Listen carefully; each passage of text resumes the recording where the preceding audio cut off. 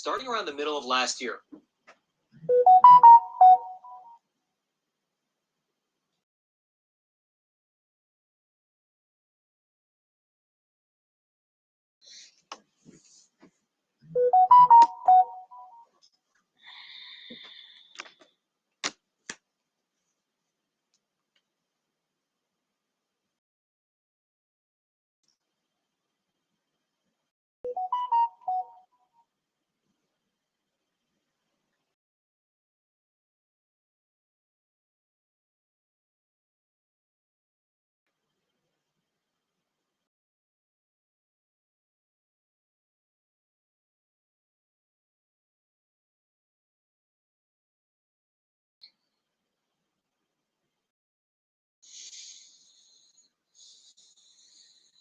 Right.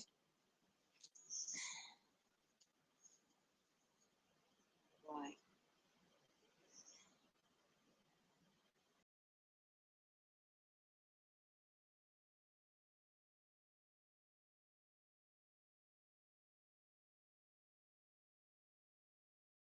As the word says, did one know that refrigerators are only about 100 years old invention, and before that the DIY method where people in obviously colder climates had ice kind of sheds. Now the Amish community also has similar type non-electrical, obviously, like off-grid type of way of storing their food, and it's quite important to learn that actually. So my current situation, mine's broken down yesterday, well, Christmas Eve actually, and lucky enough I didn't buy much food that needed refrigeration, so I just had other stuff that lasts longer in storage. But de-icing the ice box as well and checking, finding, well, it did last me quite a while actually. It cost, well, at the time it was expensive when I got it, but the cost of living and the cost of things now is extortion prices just for the basic what I need. So just for an ice box within a fridge. So nothing special, nothing fancy. So to get a home delivery, well, installation and recycling would be on top. That's £35 UK currency.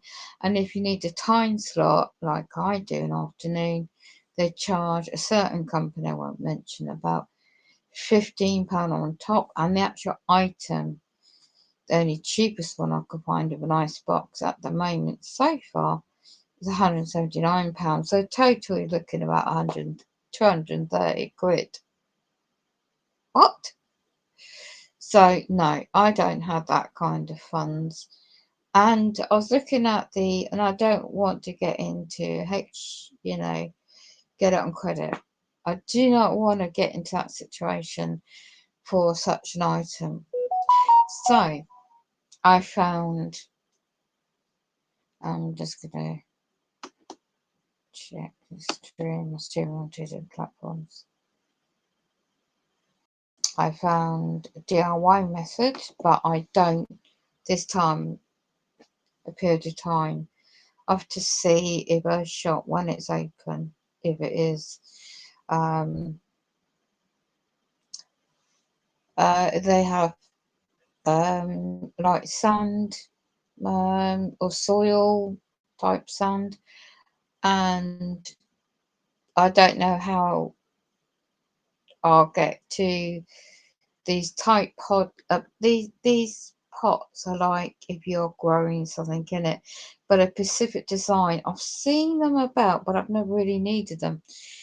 And you get one large one, one smaller one, and you can use a lid like a small frying pan lid. I've got a couple of these lids already, just as a temporary measure. I don't. It's just for like water or milk, and until such time that I can figure out. I don't know what I can figure out at the moment. So well, how to make do? You know, that's I'm just adding that point of view. So I've come across a video. I'm gonna play an audio in the background.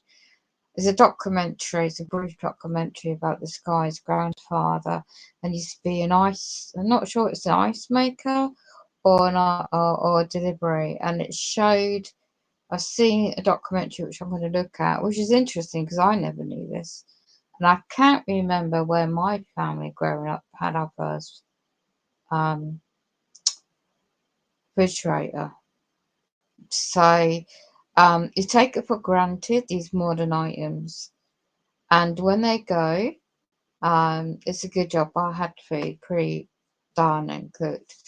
So yeah, so cleared out the icebox, and basically somebody who is freezing their behind off in North America, a couple of them I know about in America, and bless to those that are struggling themselves, gave me some really helpful information that made me just busy looking around. So it's really quite a busy day. It's quite late now. I think it's just gone 12 midday, well, midnight in the UK. So it's Boxing Day, so to speak. Yeah, so it's a bit annoying, but looking at it in the old-fashioned way, off-grid kind of mindset, because if your power goes out as well. But I'm looking because I know I won't be able to do anything.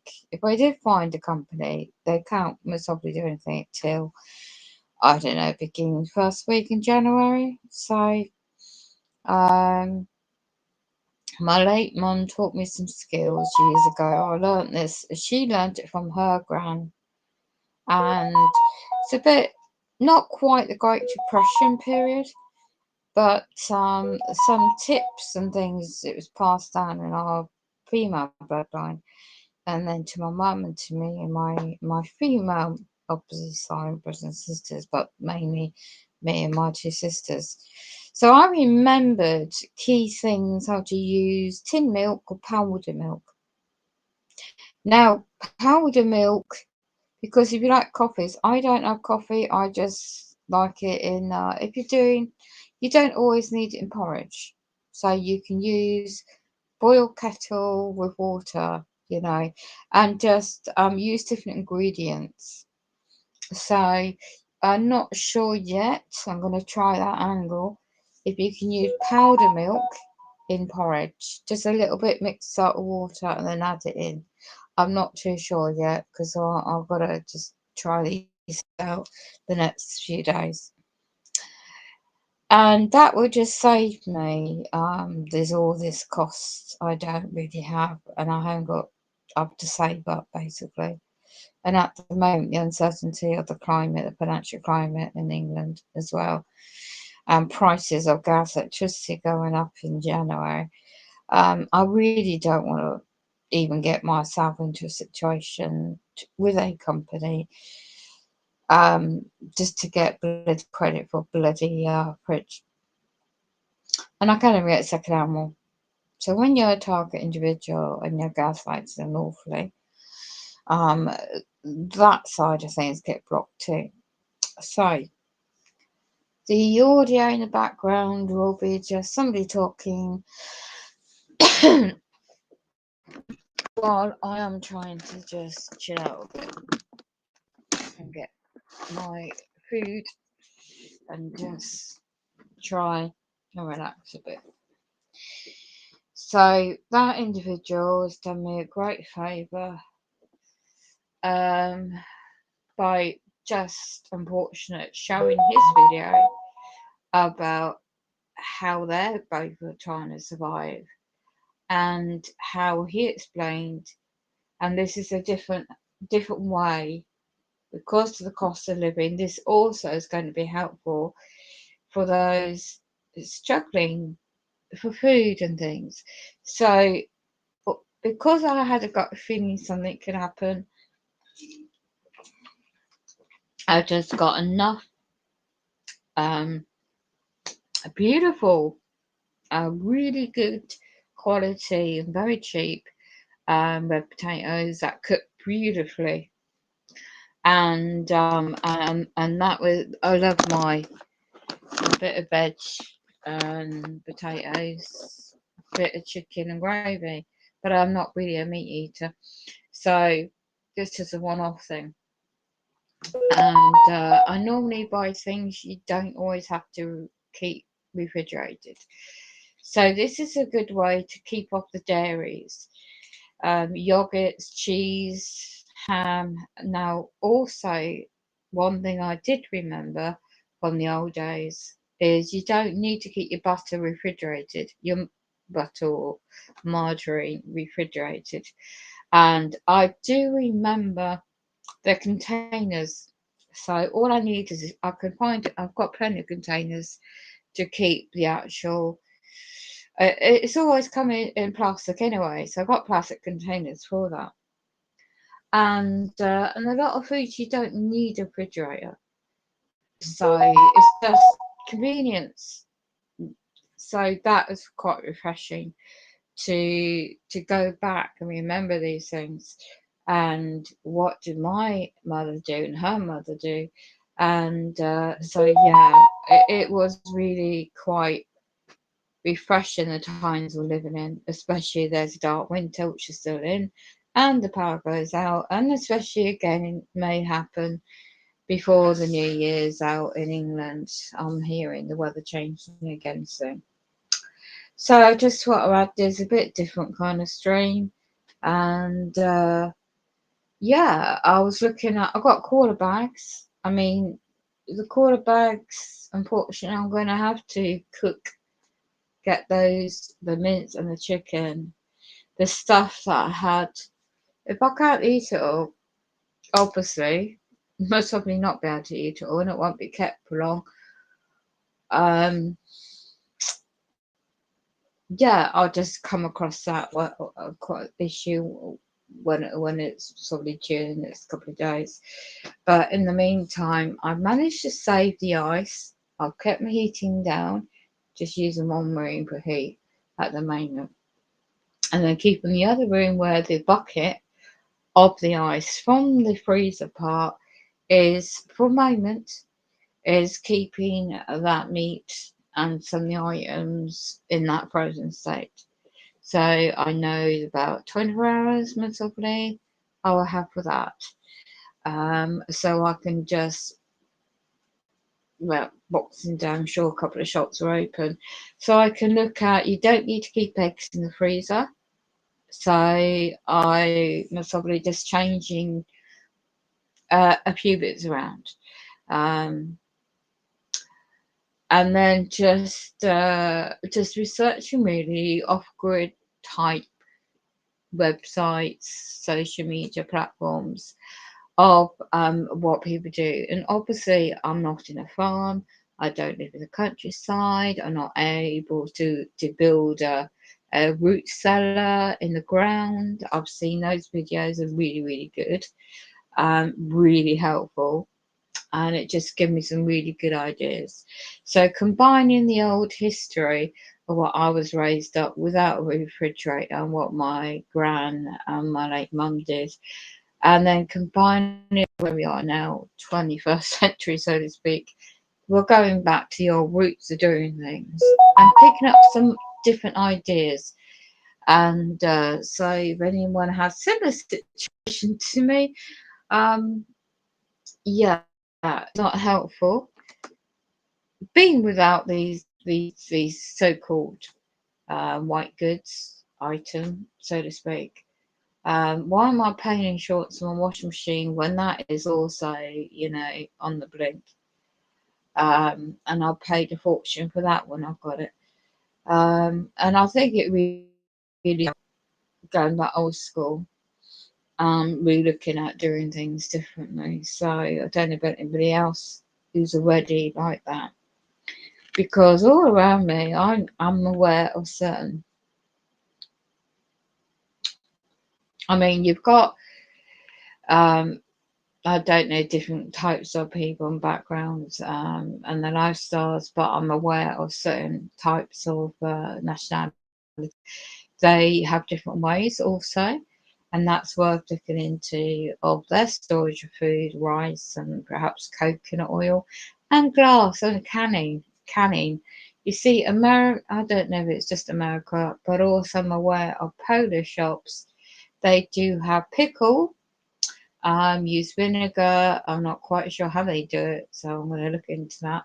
But I did invest in pickled vegetables, and they last. And on the jar, it's got like 2 years shelf life, and so I might just look at that. I'm not a spicy individual. Don't like spices much, but that kind of different way of, because I don't know how long once the jar's open.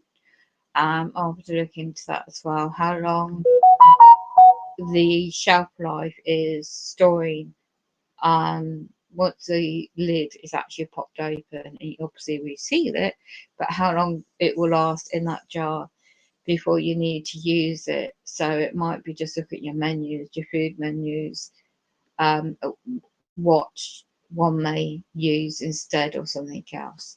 Um, but anyway, I thought I'll add this stream in the documentary, and while I finish what I need to do. Yeah, so keeping food cool while power's out, but the power is not about the power. And I've got quarter bags, but also that's only temporarily. Dry cooler food storage only if you can get ice. No fridge and no ice. So I don't have a box. The cheapest box I've seen so far, £60. It's very expensive at the moment. I don't really want to fork out up front that kind of cost either. Um, I can do that the second week in January um, as a backup. So until I can think on a longer term, not think, but what something out in a longer term, and that's going to be more cost effective. So yeah, cool food out of fridge. But you see, this is what I'm looking at. How to keep food cold off grid without electricity. But this is if you got land and if you live in off grid. So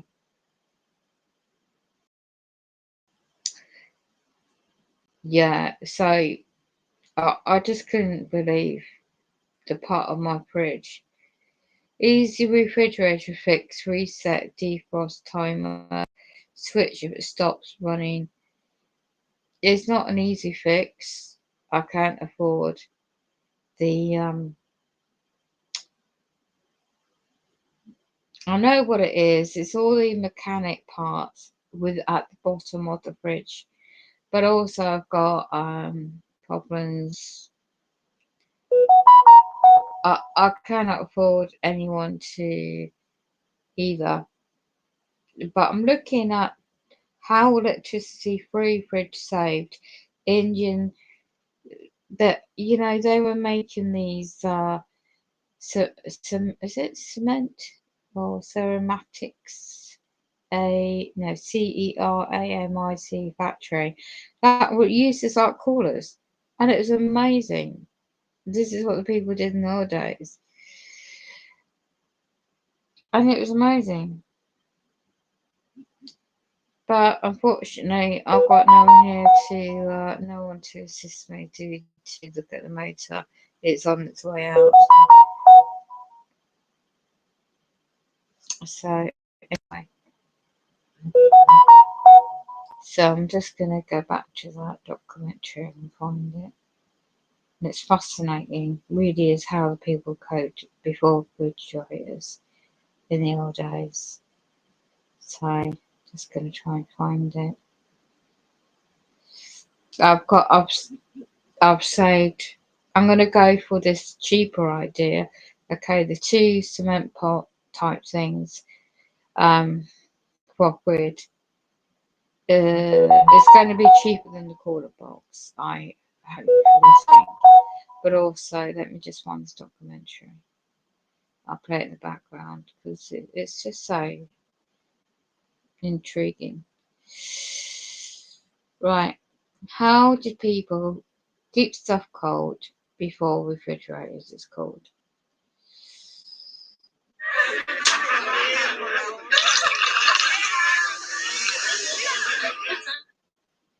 Nicorette gum relieves cravings fast to help give more power to your willpower.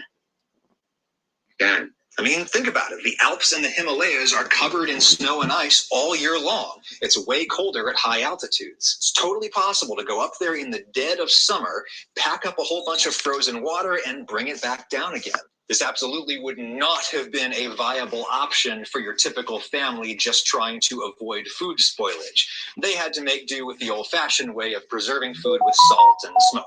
Now, mountaintop ice would have been a hyper-expensive luxury good for the richest of the rich, and it probably would have been used more for cold beverages and frozen desserts, less for preserving food. In the very stupid 2005 movie Kingdom of Heaven, there is a very cool scene where the legendary counter-crusader Saladin produces a box of ice in the middle of the desert. He's offering the Crusader King of Jerusalem a cold drink of water right after the Muslims defeated the Christians at the Battle of Hattin in the year 1187, present-day Israel. So many historical inaccuracies in this film, but this is probably a pretty accurate portrayal of the social context that summer ice would have had in pre-modern life, a substance precious as gold and far more ephemeral. Though if the real Saladin actually had ornate little boxes of ice, he might not have gotten them from mountaintops. The desert actually gets really cold at night, cold enough that in winter at least, you can pour a shallow pool of water into a basin and it'll freeze overnight. First thing in the morning, you pick up all the little pieces and then you store them someplace cool and dark. A cave or a pit you dig or an ice house. This is a yakchal, an ancient Persian ice house. Cold air is more dense, so it sinks to the bottom of a pit. Warm air floats to the top, and this conical shape here channels that warm air up and away from the ice. Add in a super clever system of wind catchers, and as early as 400 BCE, Persians would have been able to make ice in here in the winter and then store it in here all year long. To this day, in Iran, yakchal is what they call modern refrigerators. In temperate climates like Europe, this would have been way easier. When a pond on your land freezes over in the winter, you simply cut out big blocks of ice and store them in a nice dark shed. This one is in Scotland. Ice houses were introduced to Britain in the 17th century. Now you might be wondering, wait, wouldn't it still melt in there eventually? Well, let's do an experiment. Here's 6 little blocks of ice. I'll lay them out on my back driveway, 3 of them side by side and 3 of them stacked on top of each other. It's July in Macon, Georgia, so these things are going to melt, but look at how much faster the ones on the right are melting. They're gone, whereas the stacked ice is still standing. You stack up the blocks and the blocks keep each other cold. Sure, these are melting fast, but the insulating effect is compounded the more ice you stack. A minuscule amount of ice ends up exposed to the air, exchanging heat with the surrounding environment. This is the same reason why subarctic glaciers don't entirely melt away in the summertime. This is not a glacier. This is a filthy snow pile in Boston, where the city dumped what they plowed during the particularly brutal winter of 2015. Thanks to Kevin McGurn for letting me use the time lapse that he shot. That pile lasted until July, out in the open, no insulation, no cover from the sun. You get your ice pile out of the sun and it can last all year long, especially if you pack it in something insulating like straw or this, sawdust. Sawdust is so effective at insulating ice that the Brits came up with a plan in World War II to build an aircraft carrier out of a mixture of ice and sawdust they called pykrete. The plan ended up not happening, but they built a scale model of the sucker and it worked. It floated in the ocean and it didn't melt. Nonetheless, summer ice remained an almost novelty luxury good until the rise of the modern ice trade, which started in the early 19th century right here in the United States. And this is where Jonathan Rees's research comes in. Here's his book, Before the Refrigerator. I start my discussion from 1806, which is when a guy named Frederick Tudor started cutting ice off ponds in New England, packing them on ships. and literally sending that stuff all over in the world. Then that called out the beginning of the ice industry, where it becomes a business. The New England region of the U.S. was perfect for this. It's full of deep, clear, cool ponds and lakes that freeze up thick every winter. You get a team of guys out there with saws to cut it into blocks, or a team of horses. It looks like they're dragging a plow, but they're actually dragging saws. Then you carry the blocks to a giant ice house. This is a conveyor belt built for that purpose. And from the ice house by the lake, you're just a short carriage or train ride to Boston and tons of other ports. Tudor first sold his ice in the Caribbean and the American South, but the ice trade rapidly globalized. The Victorian-era British Empire could not buy enough New England ice. Even if you're sending it to India, which they did do, about half of it would still be around by the time the ship got to India, because the outside of the ice protected the inside of the ice. This new year-round supply of relatively affordable ice was simply revolutionary. People in hot climates used to die of food poisoning all the time, and now they had a cool place where they could keep their fresh food, like milk and meat, nice and safe. Just as you can keep your data safe with the sponsor of this video, Surfshark, whom I'll now briefly thank. Surfshark is a suite of tools that offer you security, protecting yourself from malware and phishing.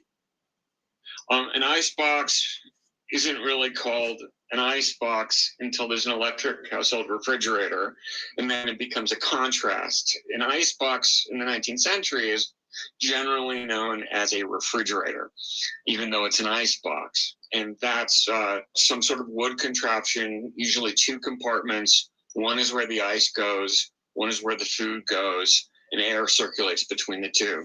My favorite icebox fact is that you have to keep the door shut as long as possible, because if you let air into it, then it's going to melt faster. Now, your once giant ice block would melt eventually, and so at some point you would need to get a new one delivered. And this is where Grandpa comes in.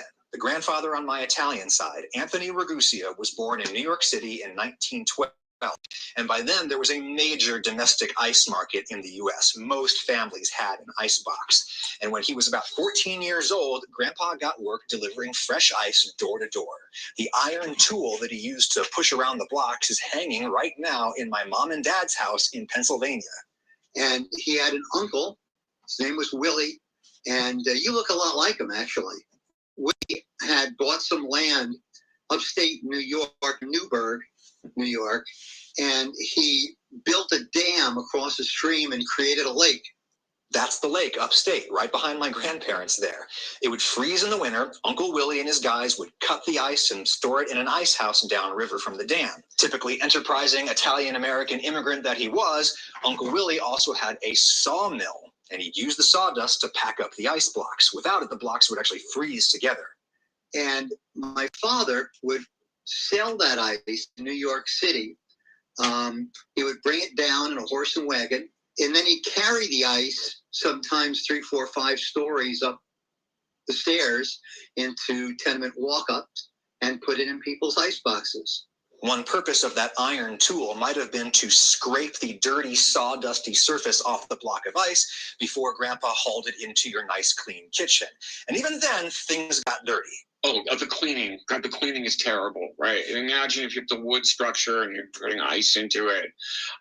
Mold is a terrible problem. Scum from the ice, if you're using natural ice, gets caught in the drain pipe because you have to sort of drain the water out. The fact that people put up with that is an indication of just how revolutionary the ice trade was for domestic life. It was even more revolutionary for the food industry. The first industry to get transformed was the beer industry. Lager beer is a German import. Immigrants knew how to do it. You could only do it during the winter until there's an ice industry. Lager-style beers are made with a different kind of yeast than ale-style beers, and these yeasts need cold. So in the late 19th century, ice cut from lakes in the upper Midwest allowed the lager industry in Milwaukee to brew year-round. Coors and Miller and Pabst and Schlitz became America's favorite beers, and you could keep them cold in your icebox. The next industry to be revolutionized was meat. Until the late 19th century, if you were a rancher in the American West, the way that you got beef to market was to put a cow on a train to New York City. Once the ice trade happened, Chicago became America's butcher. south side of Chicago, the whole Packingtown area, becomes the most important meat exporter in the entire country, because there's this path that's taken where the cows are driven up to the railroad by the cowboys. The railroads all go through Chicago. The cows are slaughtered in Chicago. Then you can break them down and ship them to anywhere in the East Coast.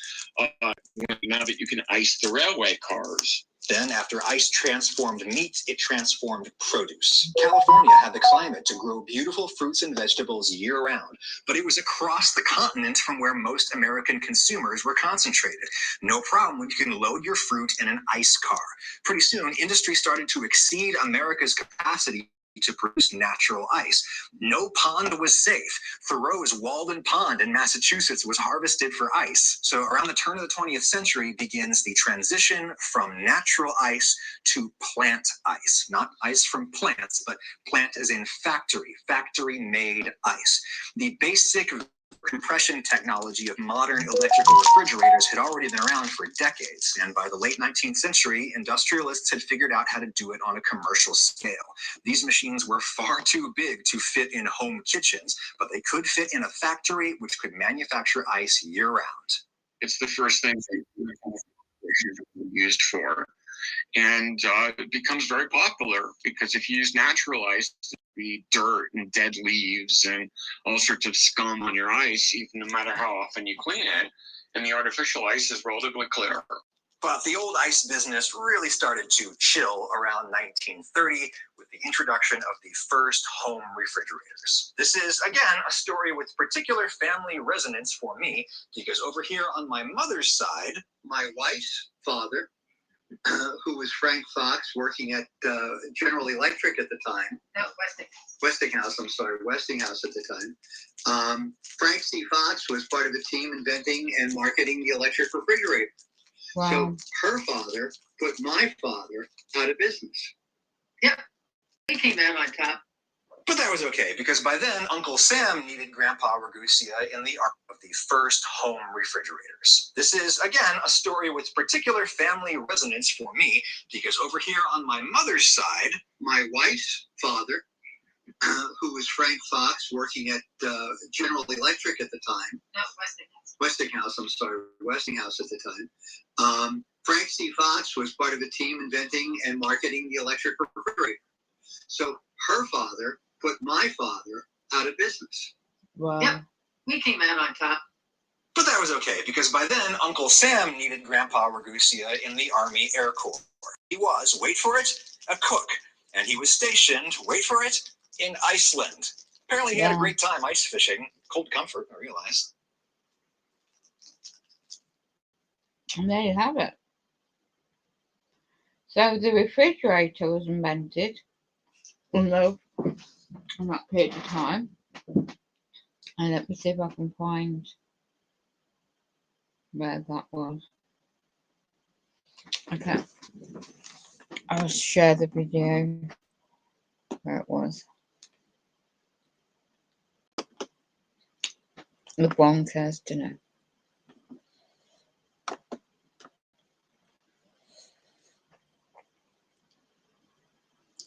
Yeah. Okay. I screen shared this video for those that may care to watch themselves.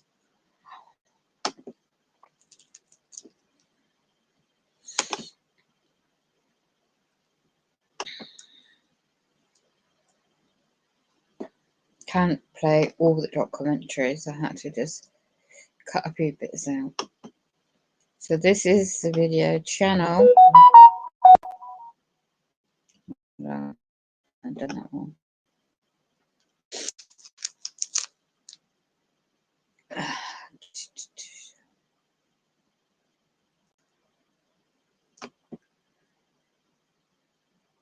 Let me screen share this particular thing.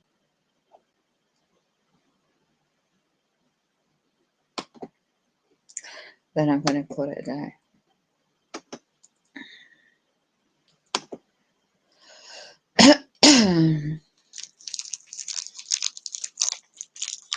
Where is it?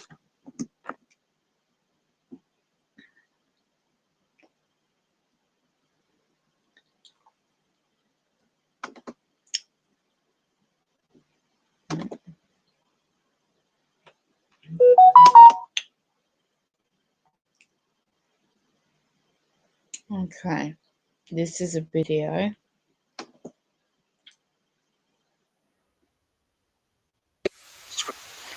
From me. I'm bloody hacking my computer. Right.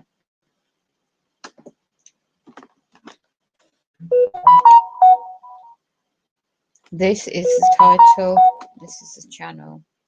How people get stuff cold before refrigerators. And that's a channel name. Really worth. And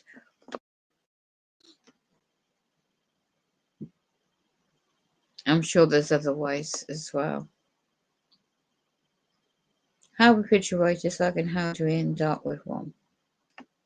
So, again, he's also got one of those. So, I'm signing off.